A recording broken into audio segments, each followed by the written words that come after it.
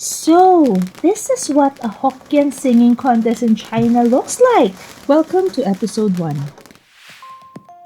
It all started with one crazy idea. What if I joined the singing contest in China? I didn't know what to expect, but I knew I had to go.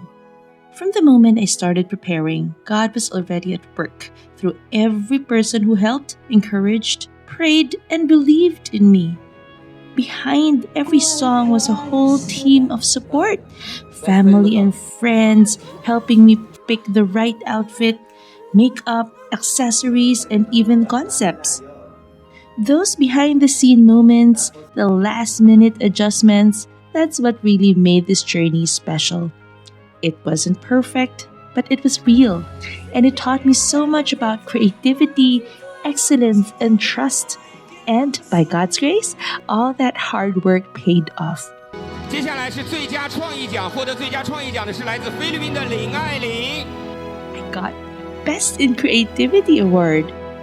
So here's my China competition story. The food, fun, faith, and the friendships that made it all unforgettable. Bye, family. I'll miss you. I feel like sneaking in. Bye. Bye-bye. I never thought that I will have a chance. 4 days na lang. I always feel na past my prime na it's now the youth's turn to shine and rise up. But God has a better plan. Last year, I lost my voice. Lost it in a way na I couldn't even hum. And I told myself, pag bumalik ang voice ko, I promise to cherish it and do a series, 1 song a day. And that led me to asking Jimmy to sing with me. Feeling ko, because of that, he thought of me when he was looking for a substitute for him. He explained to me what I would experience if I were to go. Okay lang, pag nanalo ka, this much yung price mo. Pero kung natalo ka, they will tour you around. Ask Phil about it. And praise God, pinayagan naman niya ako. Oh. Bakit ako naiyak? So, pinayagan niya ako. Parang, I don't know why, but I think I really feel that the Lord is orchestrating things in a way that makes me go back to my roots. To be honest, kinalimutan ko na yung pagiging Hokkien lang ko. We didn't even pass down the language to our kids and we decided to go for Mandarin right away. Parang galing ni Lord. And it turned out Jimmy can make it after all. Philippines is allowed 2 contestants. They gave us a list and out of those 900 songs, we can choose 3.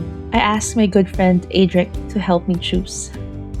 And he narrowed the list down to around 20 songs. I asked Teacher George to help me and pumayag naman siya. I went to him. He helped me decide the key to the songs that I'm gonna sing, which song to do first. Ipacoach ako kay Pastor David for my Chinese. Marami pala akong mga maling words. And both him and George Shensi said, I need to enunciate more. So yun talaga yung pinapractice ko, enunciate.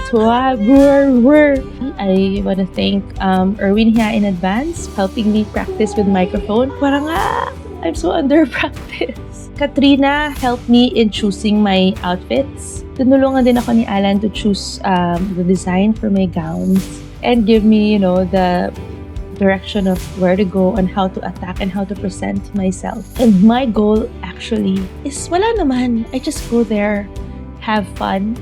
Pag manalo, ay di manalo. Pag hindi, it's a tour. But since the bills are piling up, the costume, the shoes, the accessories, the travel stuff, doctor's visit, derma visit, hair, makeup, all the little things. Iba na ngayon yung goal ko. Ang goal ko na, Lord, sana makapasok ako kahit top 12 lang. The Lord will lead me and guide me to the best way. Parang He knows what is best for me. China, here we come. We are proud of you, Mommy. Love family. Best mommy in the world. Yay!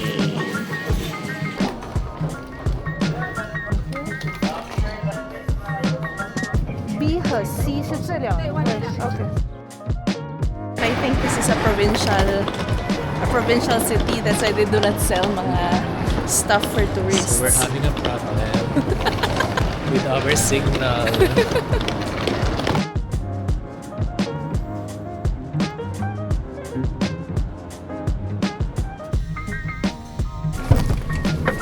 We're finally here in the hotel. Hi! How?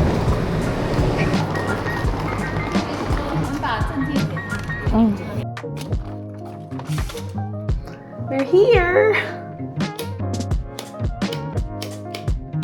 So this bright. I'm gonna iron out my clothes and unpacking while my roommate is not yet here. 嗨，我们是来自菲律宾，让闽南文化光耀全球。 Just finished shooting and other delegates have arrived already. This is where we're gonna have lunch. On our way to pick our numbers and rehearse for the contest.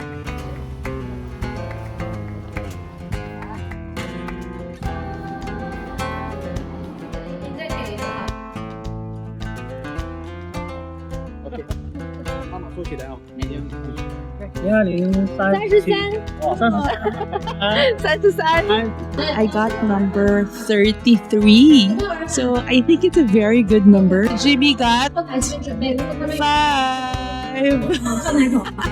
Each 10 mag-compete, so 1 to 10, and then 11 to 20. They will compete among each other, and then the judges will select top 2 who will go immediately to the next round.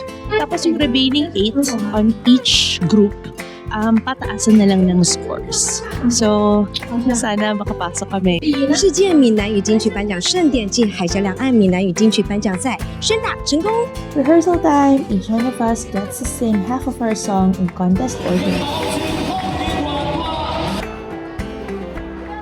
随便拿的就对吗 ？Dinner time, in the middle of our rehearsal.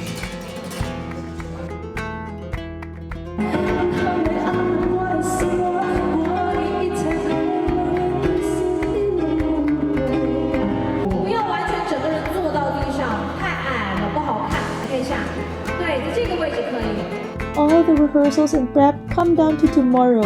Thanks for joining our journey. Episode 2 coming soon. Like and subscribe so you can follow the whole adventure.